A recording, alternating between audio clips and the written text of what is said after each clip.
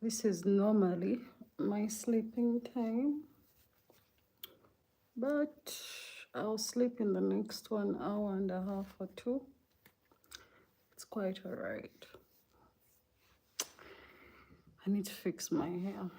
This hair is old.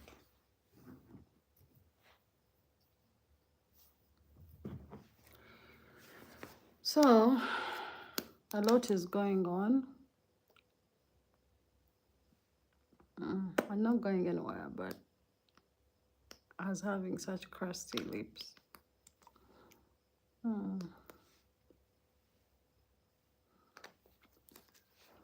So welcome to DOREEN'S African Experiences. Now, I don't exactly think I'm going to be here for long, maybe 30 minutes. First and foremost, sending out my love and condolences to the loved ones of those who lost their people in Air India. That's tragic. It's actually very sad. I hope and pray that you all stay strong. Death, there is no easy death in this life. Death is death.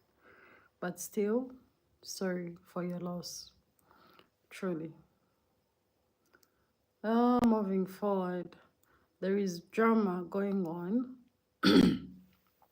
Let me try to clear my voice. Why is my voice so husky? So one of the drama points that's actually going on, like I should actually be posting these things on my channel. I have a second channel, but good Lord, why am I? Anyway, I'm very busy. I don't have enough time to shoot lately. So for starters, there is drama as certain African countries, well, certain African leaders somehow are taking things too personally. The African leader in question is the president of Rwanda. So a couple of Ugandans went to Rwanda, right? I mean, you have to understand, Rwanda is one of our immediate neighbors, right? So when they went to Rwanda, they gave their honest opinion about the country. You have to understand, in East Africa, I believe the most developed country in East Africa is Kenya. Okay, not the East Africa that you know. I'm talking about the 5 East African countries that are on my side. That is Uganda, Kenya, Tanzania, Rwanda, Burundi, and Congo, right? So those are the closest East African countries next to me. So when I'm talking in line with those East African countries, the most developed one is definitely Kenya. I strongly believe Uganda is next in line. The difference is, I don't know why our currency is not highly competitive, but we are very developed. You know, in line in terms of infrastructure, the socio-economic activities. We're talking, there is money circulation in this country. And also we have, well, quite a number of tourist attractions. Way, way many. I mean, there is a reason Uganda is called the Pearl of Africa. So fast forward. So a couple of Ugandans end up going to Rwanda.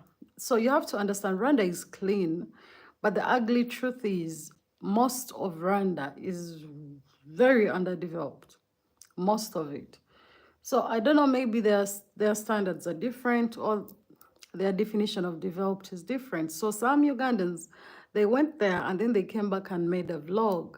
Hi, Lifestyle Library, how are you? So they come back and make a vlog saying what they saw in Rwanda in comparison to Uganda, you know? And it was crazy. No, I am not looking to get married, sorry.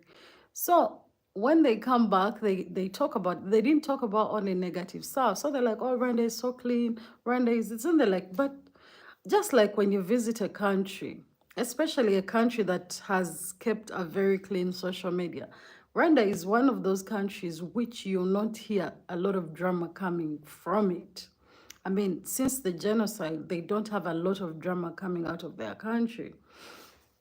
That can mean one or two things. Either they have, their social media is highly limited, or there is so many laws that will prevent you from talking about certain things or stuff like that. Like freedom of speech is probably not 100%, because why is it, if most of them are leaving their country, they've left, they don't even want to go back.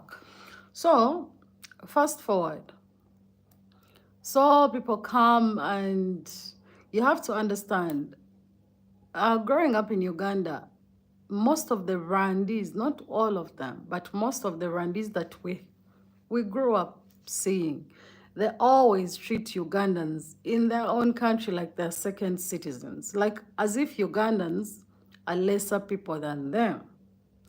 You know, most of them, not all of them. So they come and they're like, we are more beautiful, we have this, we have more money. So it's all this talk that we've experienced growing up. So when you're finally old enough and you're stepping into this person's country who comes to your country to make you feel like less, or you're less, you're shocked. You're like, okay, so if you're all saying you have this type of money and you're all this and all that, how come your country has not benefited from all this? So those were the questions.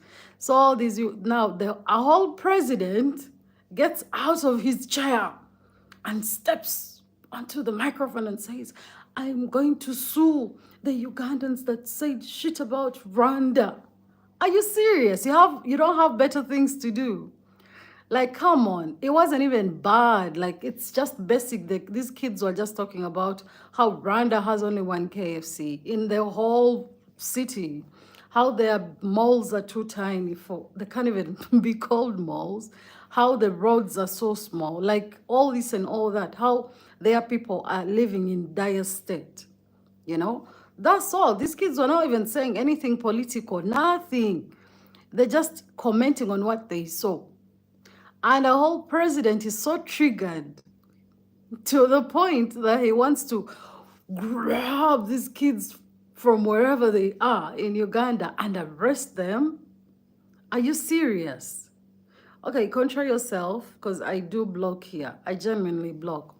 Now, you have to understand, as a president, to respond to a young boy and an other lady, come on, that's just crazy. Now, that has to show you what type of person this guy is. Because if he feels triggered, that someone said they have small roads, a whole president.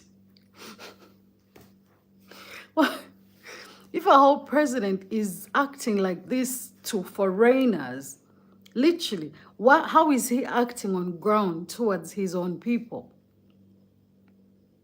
Do you get what I'm saying?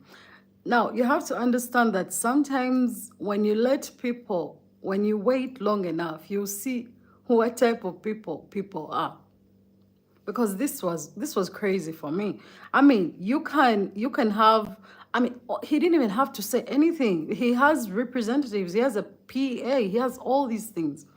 Come on, use these people to issue out like a vague statement. You know, don't stand up and then be rattled. Come on, you're rattled by kids for saying you only have one KFC in a city. A whole president. This was a bit disappointing for me, because now you're justifying what people are saying about you and how you're leading your people, you know? Come on, really? No one even commented about your leadership. No one commented about anything. All they said was, Rwanda doesn't have this, Rwanda doesn't have this, Rwanda has this. Everyone that's going to Rwanda has one uniform positive thing to say, that Rwanda is very clean. Understandable. But the way of life in Rwanda is highly debatable. So that's it. Because, I mean, did you know that Rwanda has a curfew? You're not allowed to be out of your home to go out or do a like party or something past 10 p.m. Is it 10 or 11 p.m.? Like, what? I'm a grown up. You can't tell me what to do in my own home with my own finances. So what other laws do they have going on that they are so scared they shouldn't be exposed so the world knows? You know, what else is there? What else is going on? Because for a country that barely has any press coming out, man, there has to be some crazy shit going on there. You know, I mean, that for me was crazy. A whole president triggered by two kids for saying his country doesn't have more than one KFC in a city, which is actually the truth.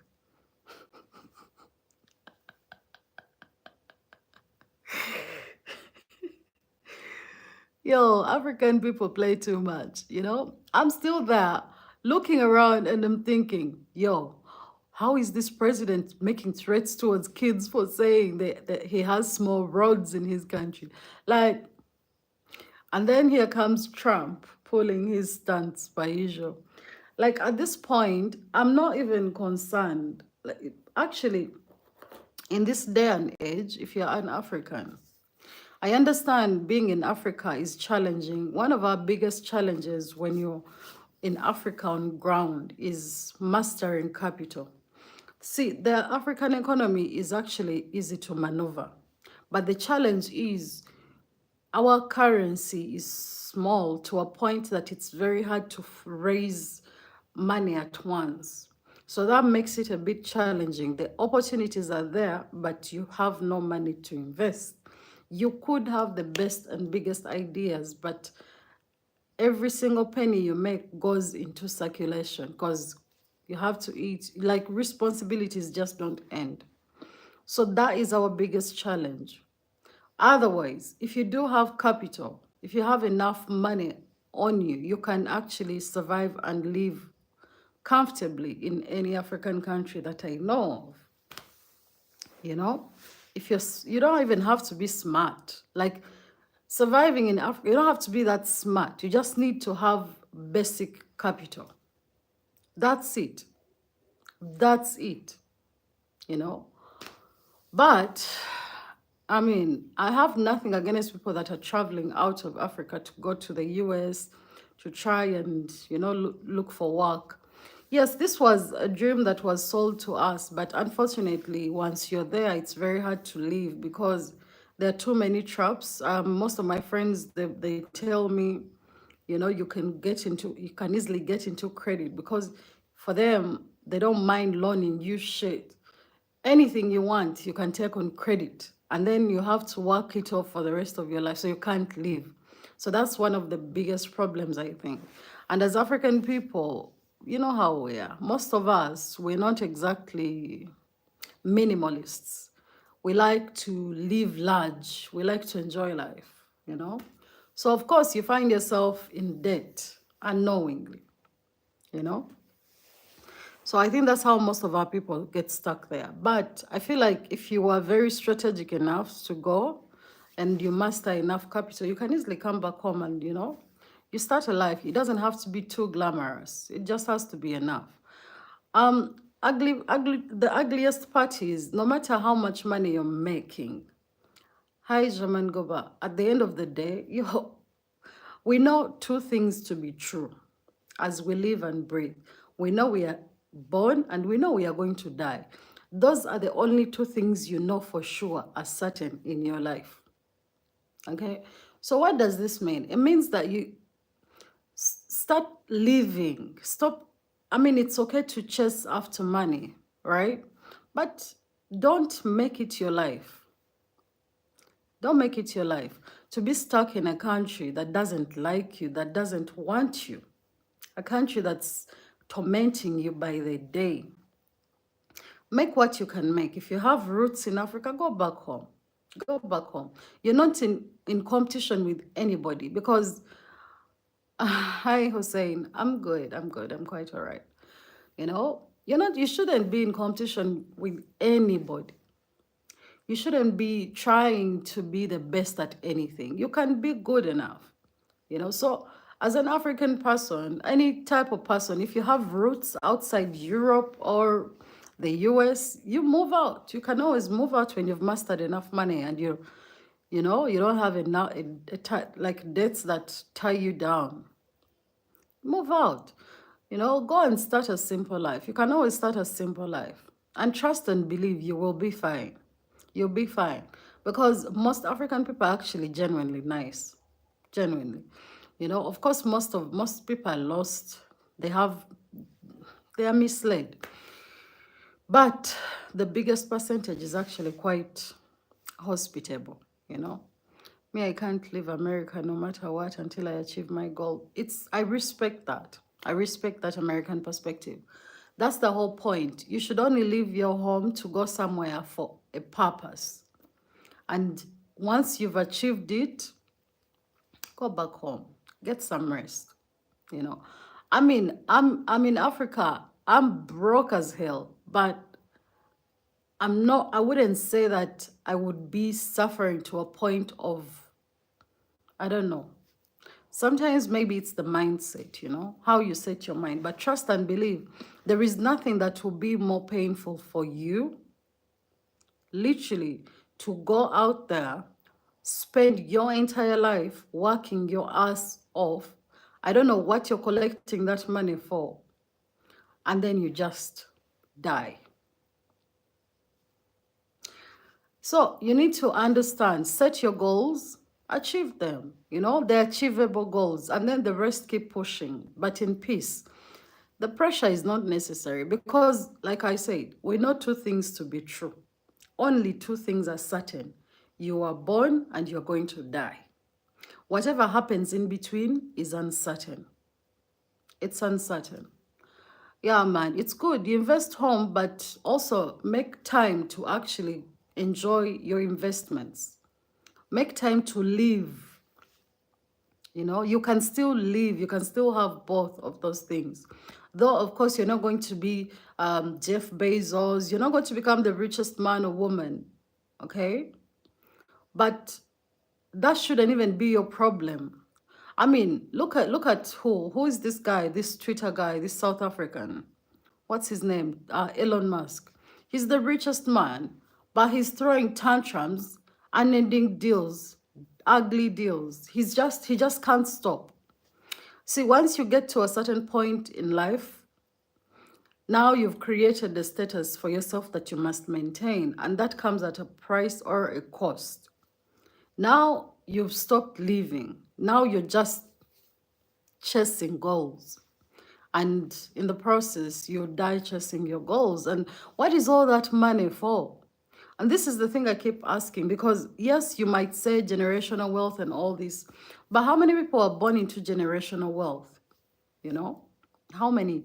And you're telling me that every single person that was not born into generational wealth is miserable, is unhappy.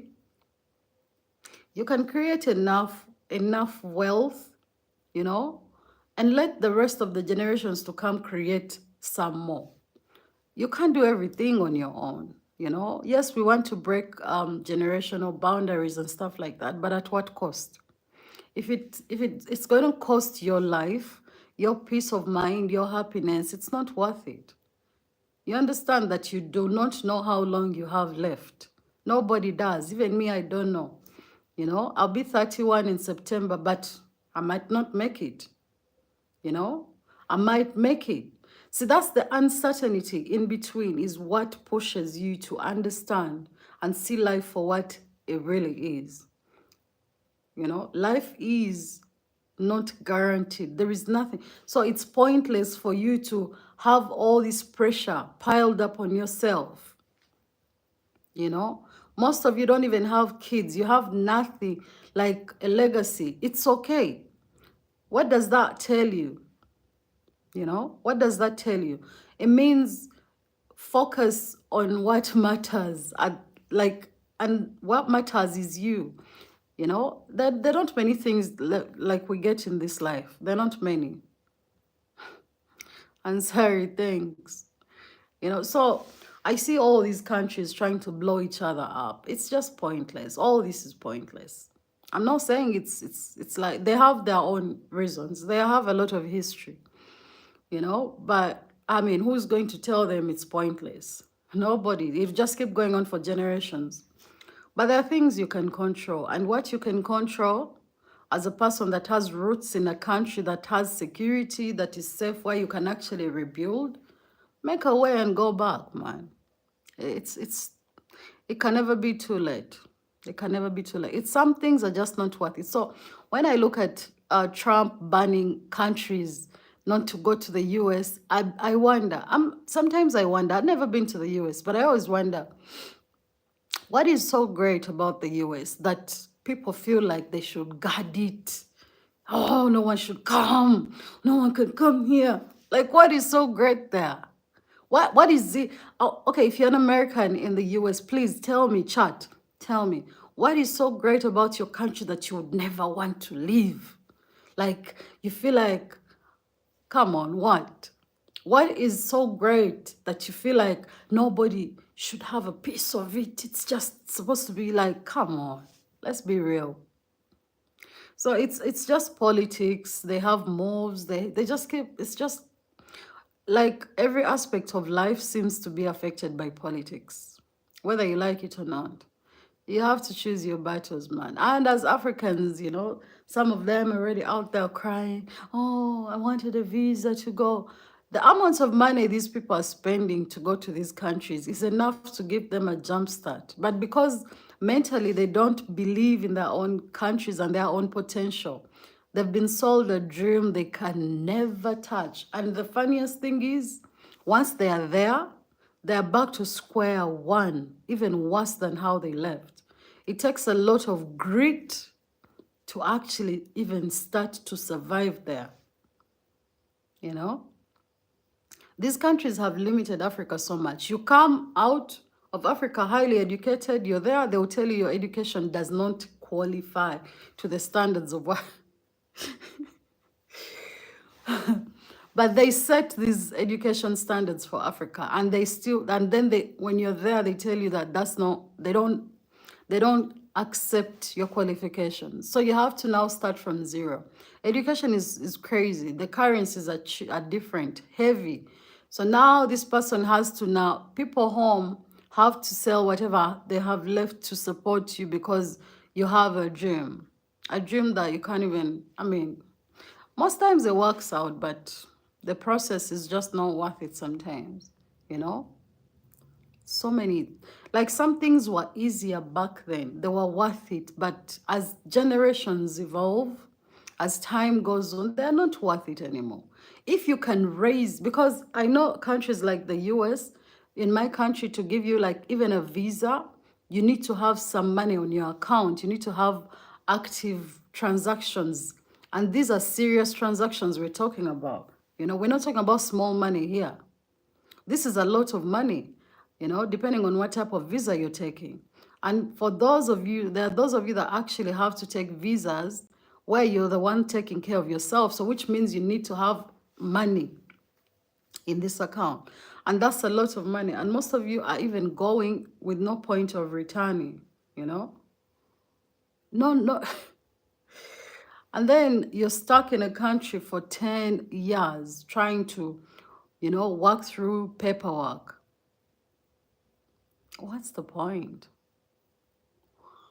Maybe I'm naive. Maybe I'm not that smart, but I've seen too much lately to understand that some things are not worth it. Because come on. I know sometimes maybe we don't know the right people, or we don't have ideas in general, or we're scared of taking risks, or we've been told the other risk is far better. But I'm telling you, I know people in this country who are younger than me, and they're financially stable, off serious hustle. Yes, they got a boost from somebody. Maybe they were given a capital and they used it right. And they're doing well. They're happy. They're peaceful. There is no one is racist towards them. Not their standards are not crazy. They're not depressed. Someone was telling me the other time, she just went to Canada. She was saying she's very depressed. And then I'm like, why? What's going on? And she doesn't even know why she's depressed. She just feels depressed. Hi, Sandra, I'm from Uganda. Like, I don't get it. So, is it the weather? Is it the air? Because there is a lot of depression out there. Why? And then another person in the UK was saying, You know how in Uganda or in most African countries, you can literally walk around on a street and everyone is, when someone is facing you, they'll smile at you, they'll say hello. He was saying when he reached the UK, when he smiled at people, they looked at him like he was crazy. What? Like you say hi to someone, if like if a stranger, they won't respond.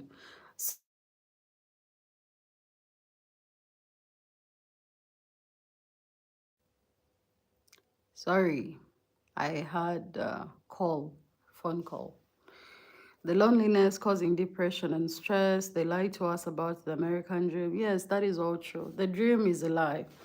I think they needed cheaper or maybe easier labor, because from what I've gathered, the most original American people, the original settlers, they don't want to do certain jobs. They don't want to go out of their way to work. Some of them would rather file for, I don't know how those things are called. So they need the foreigners, actually. The same foreigners they mistreat and they don't like. They need them because they are the ones that keep their economy going, but they will never admit to it that they need them, and then they continue mistreating them, and then they keep threatening them, you know. I just, I don't know. I feel like some of these people are genuinely dumb. Some of these leaders and their decisions, they're just dumb. Hi, Mark.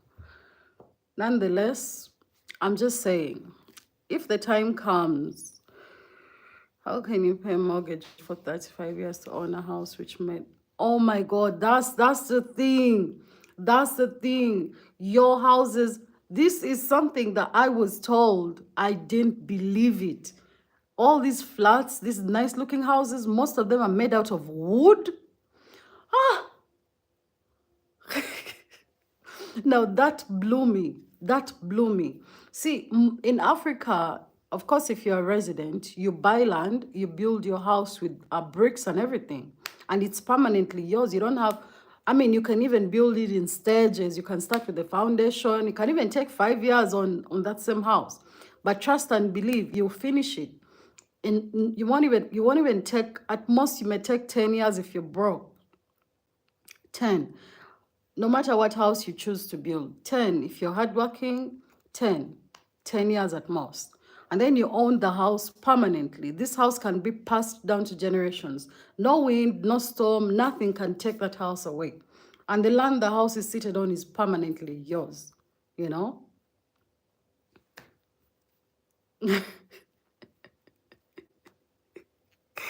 American perspective is taking me out. So when someone told me that your houses are made out of wood, I couldn't believe that. I said, why?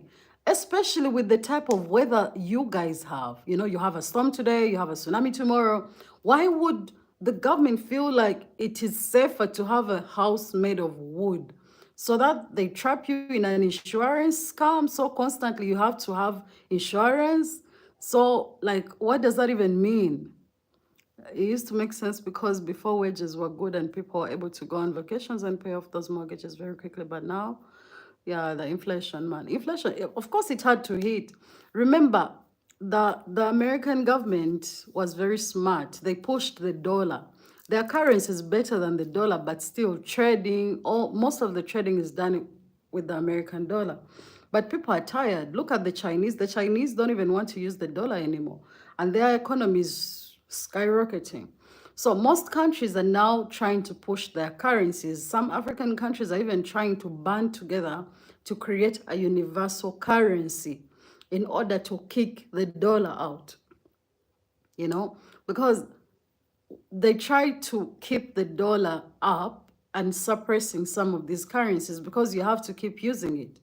They want you to keep using it. Look, at the end of this, it comes down to politics. But trust and believe that things that were viable back in the day, they're no longer viable. We are living in different times, We're living in different times. And Times have changed. People are waking up. People everywhere are waking up. The tricks that used to work can no longer work. And I don't even think any tricks can work anymore.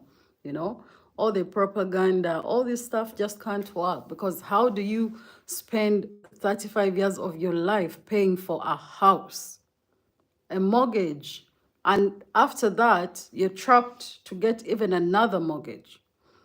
And then you die.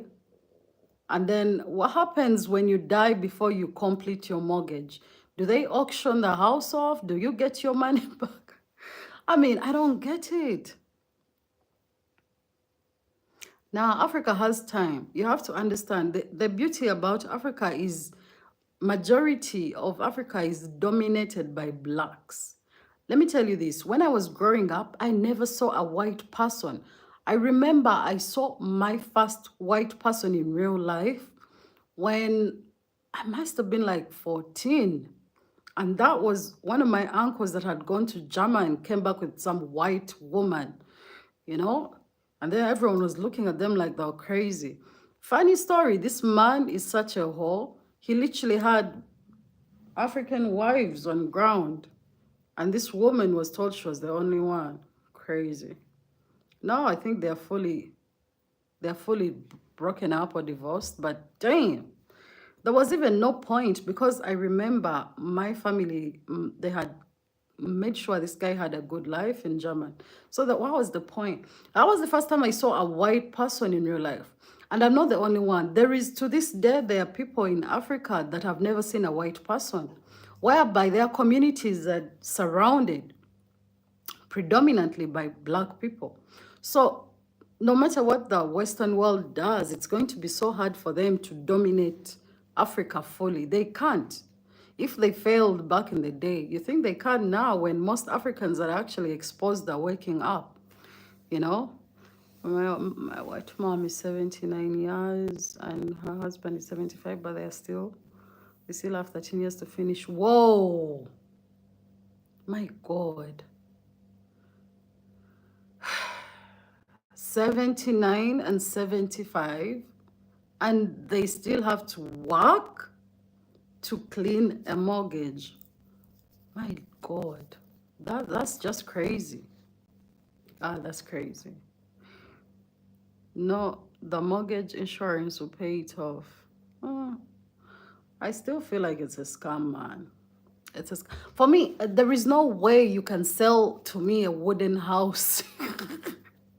I don't care what the cost is. I'm not buying no wooden house. I saw someone bringing that concept in Uganda, putting up wooden houses. I'm like, does this person think Africans are that stupid? In Africa, first and foremost, in our houses, we don't need heating. We don't need those things. We don't need those things. I've only seen heating and ACs, those things mostly in hotels. And even then, you enter and you turn that shit off. Nobody needs it. We have strong walls. The house, I mean, maybe even the weather supplements to that. But I strongly believe if you had a storied building, you wouldn't need all these things. Because I feel like all these are costs, you know? My days, man, perspective, that's crazy. I actually feel so bad about that, because I don't, if I live long enough to make it to 70, I wouldn't want to be working at 70. Nah, I wouldn't want to be working at 70. Lord, that's because in Africa, it's a different type of capitalism. It's a cash and carry. Yeah.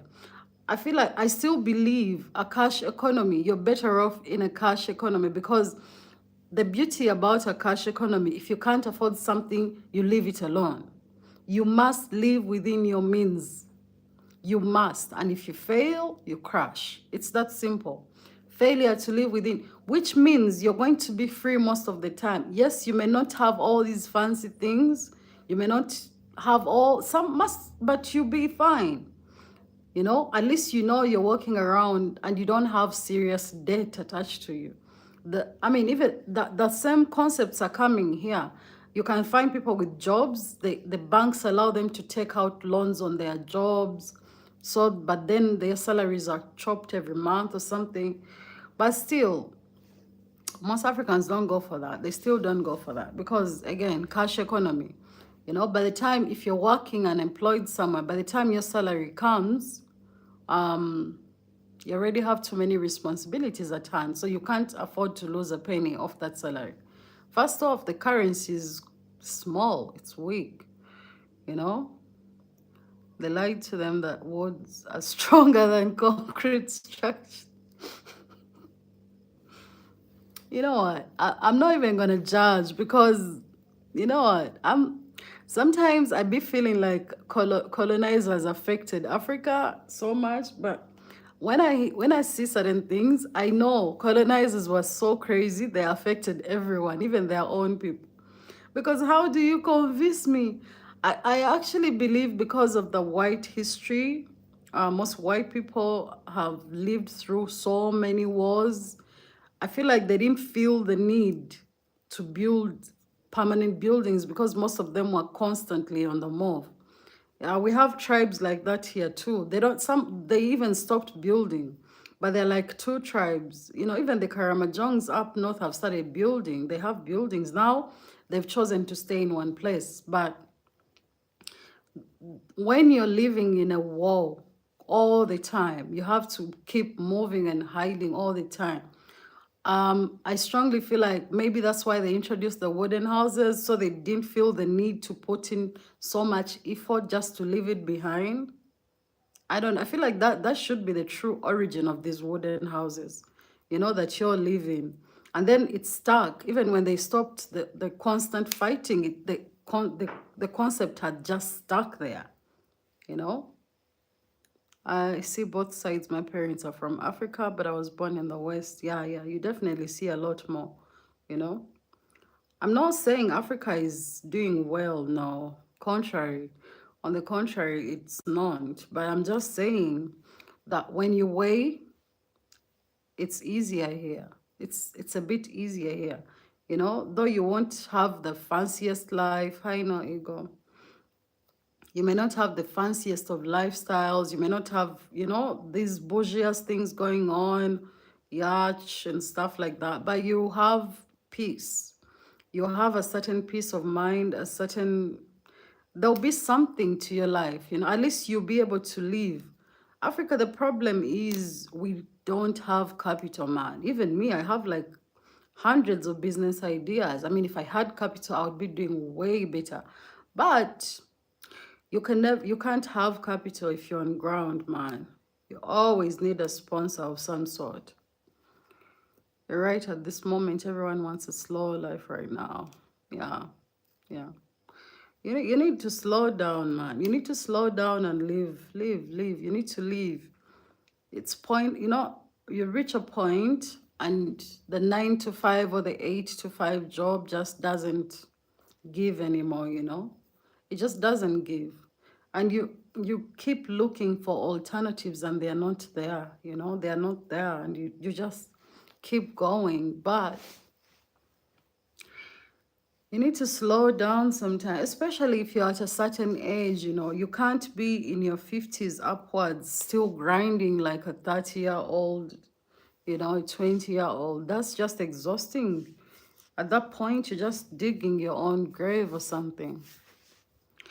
Capital is always hard, but start small, you can do it. I know. Even the small man, you fail to have the small. Like I said, you get a couple gigs here and gigs there, but you have to understand Africa is a cash economy. You need to eat, you have bills that can't wait. So whatever you earn just keeps going, just keeps going non-stop, you know?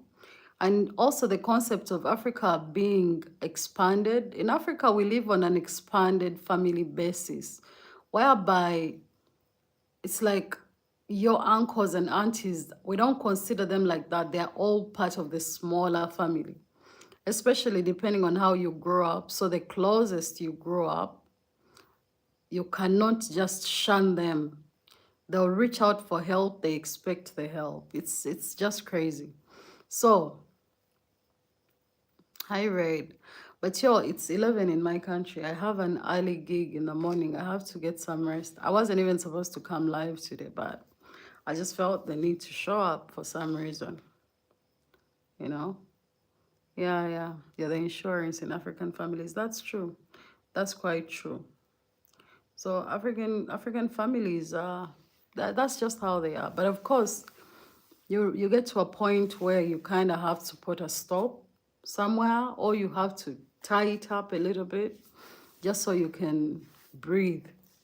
It's understandable. You need to breathe. But still, I still go back to the topic of Trump closing and banning these countries.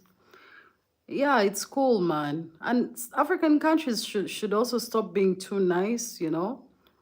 Some of these African countries are providing these foreign or Western countries with visa-free entries. Why? Why? Let them pay some tax. You know, and the funniest thing is, I'm not going to say whites or African Americans or this, but most people that end up coming to Africa, they mistreat the Africans they find. Not all of them, but most, you know? Most of them. Do you know how many girls are running around as single mothers in Africa because a foreigner sold them a fake dream? You know, and the girls are also accountable. They're accountable because, again, you can't be that gullible in this day and age, man. But again, sometimes you can never tell, you know? You helped me to construct my house. Congratulations. I'm glad I was of help. Yes.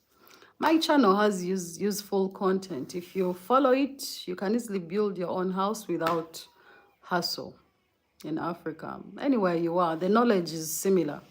Apply the bigger concepts, you know? And obviously, for those of you that want to consult with me, I do charge $30 as consultation fee for simple things and $60 for major consultations. Like if you require me to do, what are they called?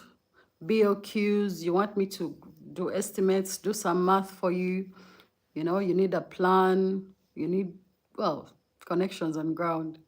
I'm your girl. And my number is strictly business, guys. WhatsApp. Hold on, let me put it up. So in case, is it a Q&A? Yeah, it's a Q&A. In case you want consultation, construction and farming, those are my specialties. Construction and agriculture, you need tips, you need ideas. That's me. Thank you, Sandra, for the subscribing. I appreciate that. Everyone that subscribed, thank you. And like I said, whatever whatever you're charged, you pay it once. It's a one-time fee, one time. And then for the rest of my life and yours, you're free to ask me as many questions as possible on your own time. Consultations. I don't go to fields unless we discuss. Field works, I do them, but again, I'll charge you for my time and facilitation. You have to understand, I cannot, hold on. How much BOQ? It's just 180, that's like, hold on. When you pay the $60, that you pay it once, and then you can ask me as many questions as possible, including drafting for you a BOQ. So you can give me what your house idea is, and then we discuss. I can guide you on how to go about it. I have planners on ground. They can work for you, even remotely, and you can have your house plan done. I have people's house plans in my house. I think like 4. Man, Solomon, if you're watching this, what happened? You're not going to build your house. I have your plan. So I get people's plans done. I do site visits. I am probably highly talented when it comes to construction. I have experience of about 8 years now. Yeah, it's just hard as a woman in a man's world, because you have to understand, in Africa, it's a man's world with construction. So even when you're the smartest in the group as a woman, they would rather just consult with you, but they would not give you the job on ground.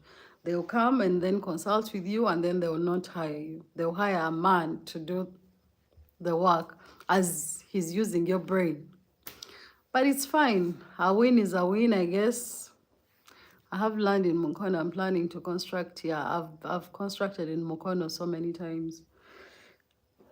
I know Mukono too well. So, roughly, that's about it. So, the consultation fee is 180 for those of you that are going to ask me for BOQs, contacts, and stuff like that. But if you have simple questions, you know, just advice, you're trying to get advice and guidance. And mostly the $30, I prefer people who are doing farming to pay for that, because farming does not really require too much. It doesn't require too much. But yes, I wonder how the lady up north who just had her harvest in pumpkins is doing.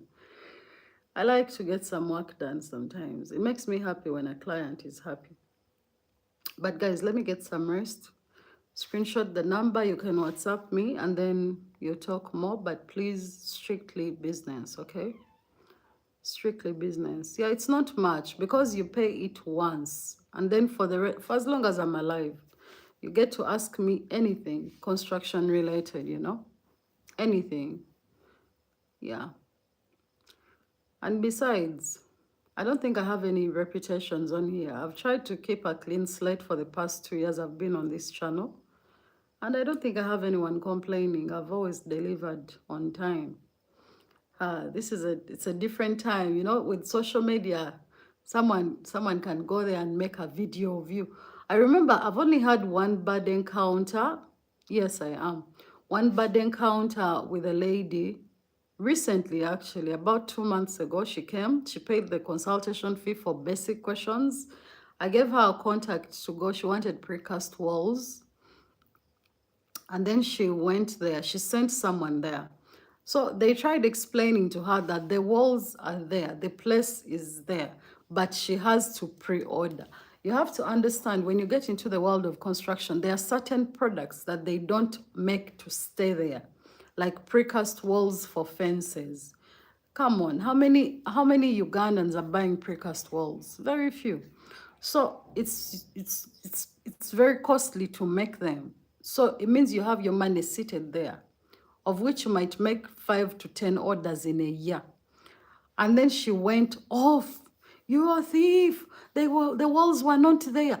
After they explained to her that you have to pre-order and we make the walls in 2 weeks, they'll be complete.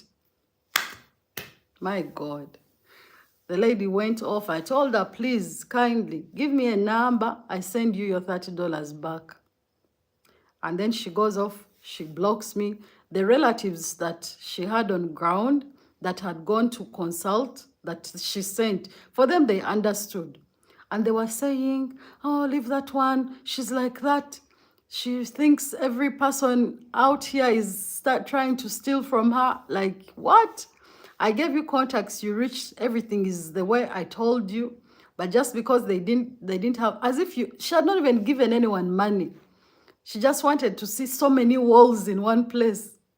You have to understand, with these concrete things, they can be made. The machines are on ground. They can be made in a night, in 2 nights. The things that are made already are blocks, pavers. They're there. But precast walls, come on. You want someone to invest over 40 million in precast walls that they're going to sell like to 10 people a year. Is that good business? It's not good business, you know.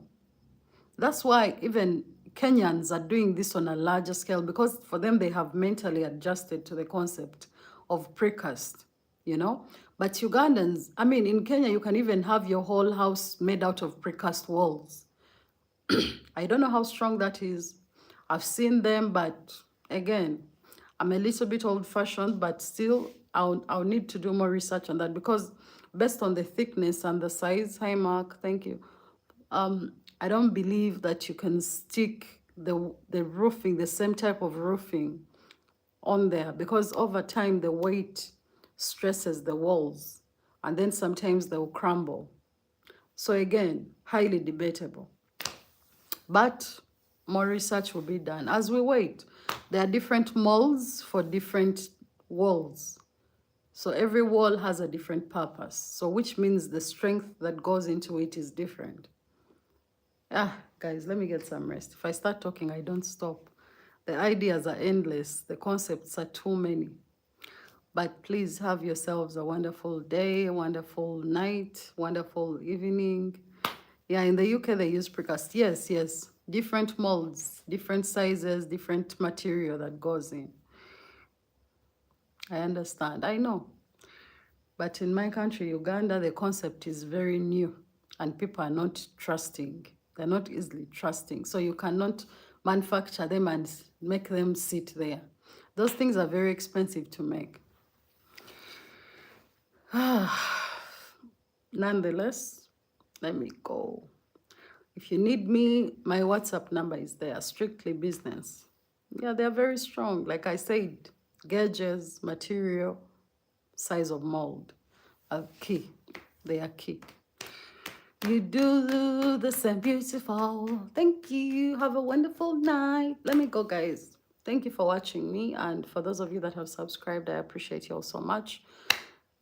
And bye. See you next time. Okay? I'm not sure when, but I'll see you soon.